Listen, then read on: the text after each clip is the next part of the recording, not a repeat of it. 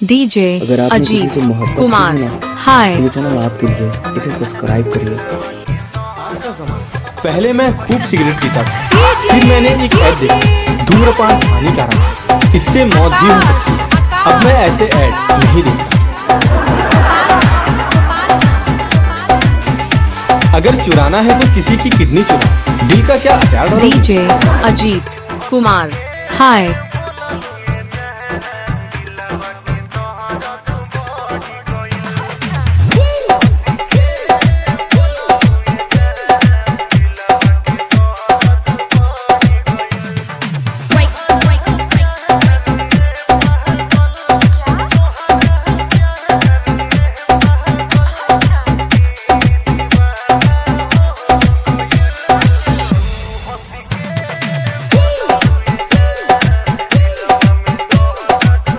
DJ Ajit Kumar हाय।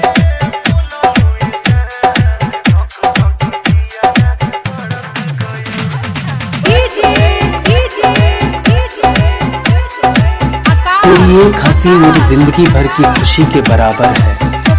मैं कितना भी चाहूं लेकिन खुद को तुझसे प्यार करने से नहीं रोक सकता। जानता हूं कि तू किसी और की अमानत है और तू मुझे अपना सबसे अच्छा दोस्त मानती है, लेकिन मैं सिर्फ दोस्त बन के नहीं रहना चाहता। बहुत कुछ कहना चाहता हूं तुझे, लेकिन कब डीजे कह पाऊंगा अजीत ये पता कुमार नहीं। हाय। लेकिन एक बात है, मुझे जिंदगी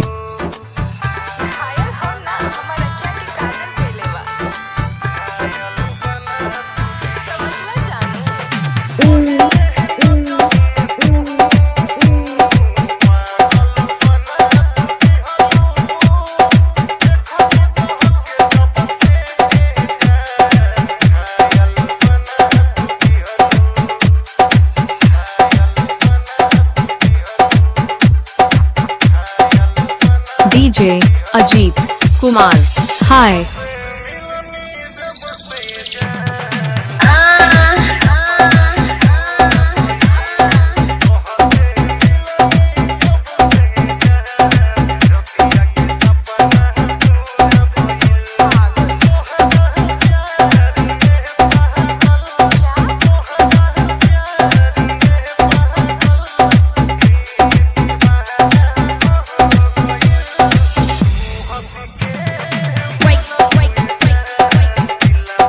डीजे अजीत कुमार हाय।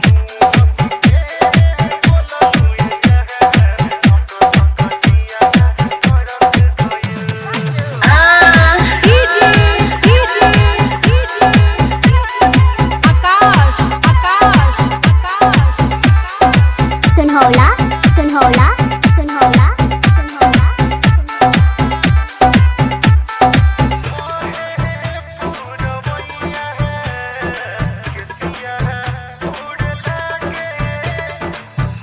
डीजे अजीत कुमार हाय।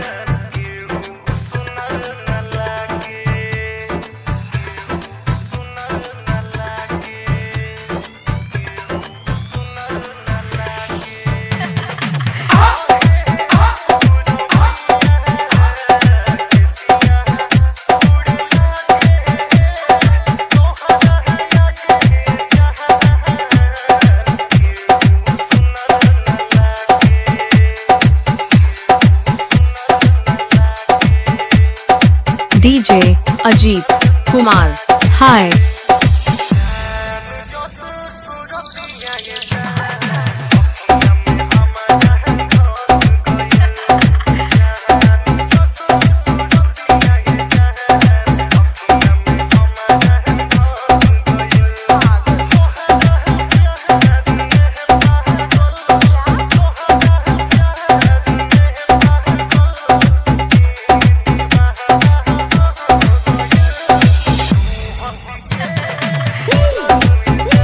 डीजे अजीत कुमार हाय।